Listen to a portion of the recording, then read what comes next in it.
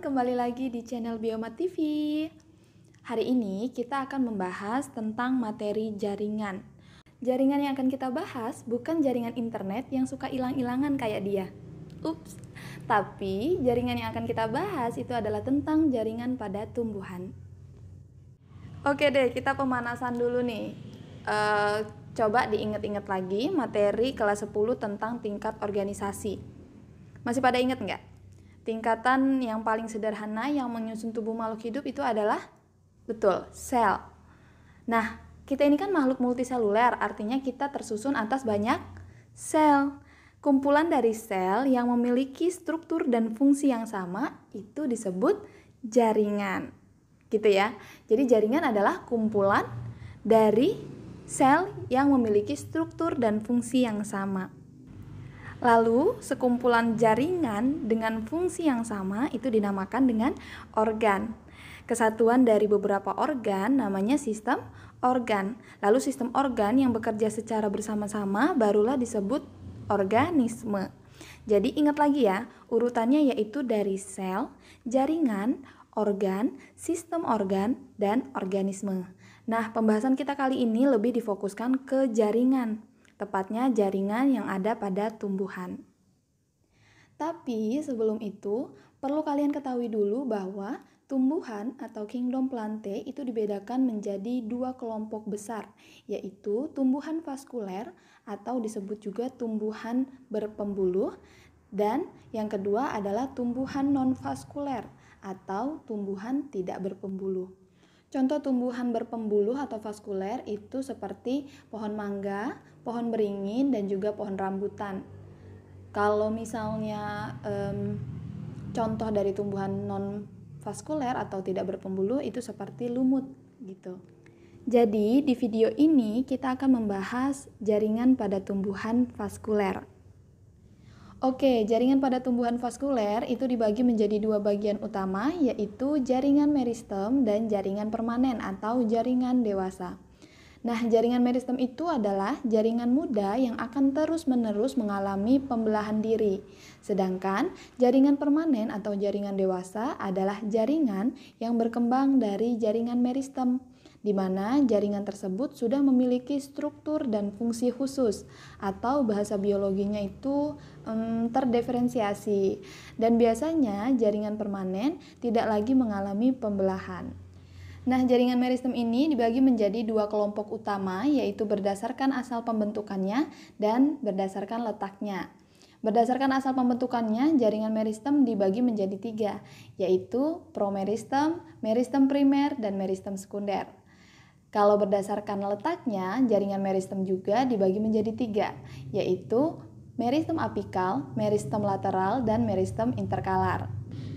Untuk jaringan permanen atau jaringan dewasa, ini dibagi juga menjadi dua kelompok, yaitu jaringan sederhana dan jaringan kompleks.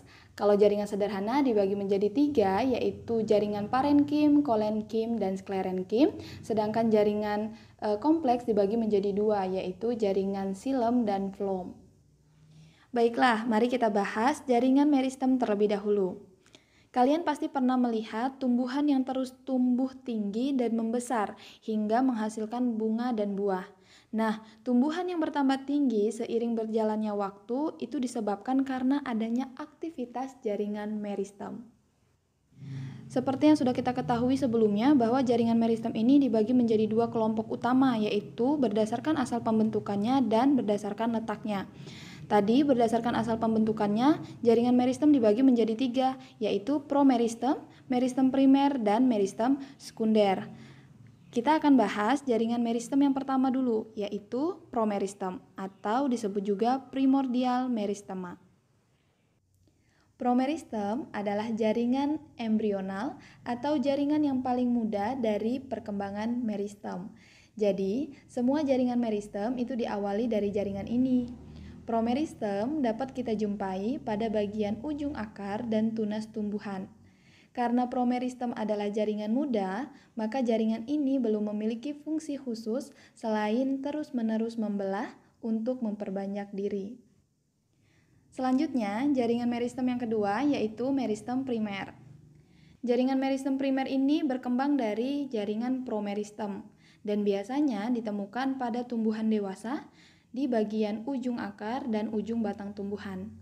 Meristem primer masih melakukan pembelahan diri, tetapi beberapa ada yang sudah terdiferensiasi atau memiliki fungsi khusus. Meristem primer ini menyebabkan pertumbuhan primer, artinya memungkinkan akar dan batang bertambah panjang atau tinggi. Jadi biar lebih gampang, meristem primer untuk pertumbuhan primer, gitu ya. Nah, jaringan meristem ini nantinya ada yang tetap menjadi jaringan meristem yang terus-menerus membelah dan ada pula yang berkembang menjadi meristem sekunder. Coba deh kalian lihat tumbuhan yang Miss tampilkan ini. Besar banget kan ya? Ternyata tumbuhan menjadi sangat besar, berkayu dan tebal itu disebabkan oleh jaringan meristem sekunder. Pertumbuhan menebal tadi disebut sebagai pertumbuhan sekunder. Jadi, meristem sekunder akan menyebabkan pertumbuhan sekunder. Sebutan lain untuk meristem sekunder itu adalah kambium. Nah, pada tumbuhan kambium dibagi menjadi dua, yaitu kambium vaskuler dan kambium gabus. Kambium vaskuler ini berperan sebagai lapisan pertumbuhan sekunder utama pada akar dan batang tumbuhan. Nah, pertumbuhan kambium vaskuler ini terjadi secara dua arah, yaitu ke arah dalam membentuk xilem sekunder dan ke arah luar membentuk floem sekunder. Kambium vaskuler ini terdapat pada tumbuhan dikotil, sehingga batang tumbuhan dikotil biasanya ukurannya besar-besar ya. Itu disebabkan karena adanya aktivitas dari kambium vaskuler. Sebaliknya, batang tumbuhan monokotil itu tidak terdapat kambium vaskuler, sehingga batang tumbuhannya tidak bertambah besar. Selanjutnya, kita akan membahas tentang kambium gabus. Kambium gabus akan menghasilkan lapisan pelindung yang disebut jaringan gabus atau velogen. Pertumbuhan velogen ini sama seperti kambium vaskuler, yaitu terjadi secara dua arah, ke arah dalam membentuk veloderm yang tersusun atas sel-sel hidup dan ke arah luar membentuk velum yang tersusun atas sel-sel mati. Ketiga lapisan ini yaitu velogen, veloderm, dan velum itu disebut dengan periderm atau lapisan pelindung.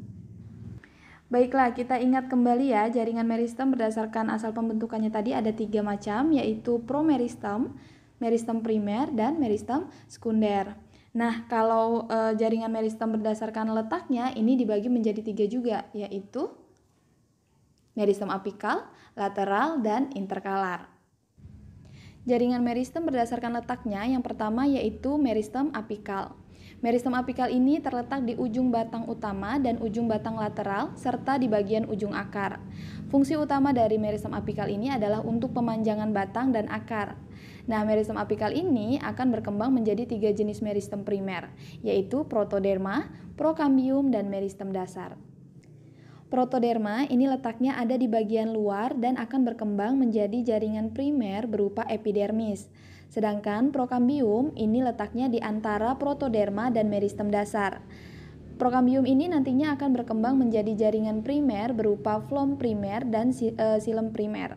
Selain itu, prokambium juga akan berkembang menjadi meristem sekunder berupa kambium vaskuler, di mana kambium vaskuler ini nantinya akan berkembang menjadi jaringan sekunder berupa floem sekunder dan xilem sekunder.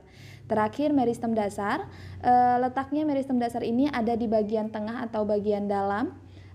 Nantinya meristem dasar ini akan berkembang menjadi jaringan primer berupa empulur dan korteks, di mana nanti korteks akan berkembang menjadi meristem sekunder berupa kambium gabus dan kambium gabus akan membentuk jaringan sekunder berupa jaringan gabus. Selain itu, meristem dasar juga akan berkembang menjadi parenkim, kolenkim, dan juga sklerenkim. Nah, untuk jaringan epidermis, pengangkut seperti xilem dan floem, serta parenkim, kolenkim, dan sklerenkim itu merupakan jaringan permanen yang akan kita bahas di pertemuan berikutnya. Baiklah, kita lanjutkan ke jaringan meristem yang kedua berdasarkan letaknya, yaitu meristem lateral. Nah, teman-teman, meristem lateral ini letaknya memanjang, sejajar dengan permukaan akar dan batang tumbuhan. Meristem lateral ini terdapat pada kambium vaskuler dan kambium gabus. Oleh sebab itu, meristem lateral dapat menebalkan bagian akar dan batang sehingga tumbuhan memiliki diameter batang yang besar. Oke, yang terakhir yaitu meristem interkalar. Meristem interkalar ini terdapat di antara jaringan dewasa, misalnya di pangkal ruas batang rumput atau di ruas-ruas nodus bambu. Meristem interkalar ini merupakan bagian dari meristem apikal yang terpisah dari ujung atau apeks selama pertumbuhan. Nah, itu tadi penjelasan tentang jaringan meristem pada tumbuhan. Untuk jaringan permanen atau jaringan dewasa akan kita bahas di pertemuan selanjutnya. Sampai ketemu di pertemuan selanjutnya. Ingat, jangan malas-malas buat belajar ya.